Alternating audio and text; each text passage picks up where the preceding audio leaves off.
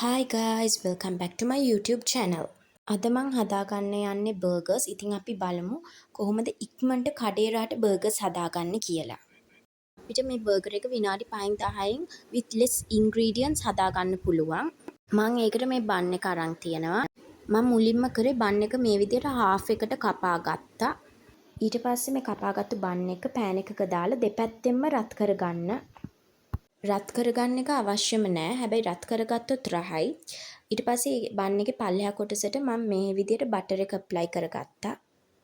මෙතන මම එක අතකින් වීඩියෝ කරනවා, එක අතකින් බටර් එක ඇප්ලයි කරනවා. ඒක ටිකක් අමාරු නිසා මම වීඩියෝ එක තියලා හරියට බටර් එක ඇප්ලයි කරා. දැන් මම හදාගන්න යන්නේ බන් එකට අවශ්‍ය සෝස් එක. බෝල් එකක් අරන් මම ඒකට මයෝනිස් දාගත්තා. මෙතන මම දාන්නේ බන් 6කට අවශ්‍ය ප්‍රමාණය මයෝනිස්. මම මෙතන මයෝනිස් හැඳි 5ක් විතර දාගත්ත මේ පොඩි හැන්දකින්. ඒකටම ටොමැටෝ සෝස් මං හැඳි 6ක් විතර දාගත්තා.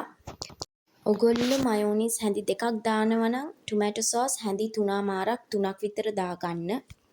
ඊට පස්සේ හොඳටම මික්ස් කරගන්න. මට මෙතන ටොමැටෝ සෝස් මදි වගේ. ඊට පස්සේ මම තව එකතු කරගත්තා. ඔයගලන්ට පුළුවන් ඔයගලන්ගේ ටේස්ට් අනුව ටොමැටෝ සෝස් මයෝනිස් අඩු වැඩි කරගන්න.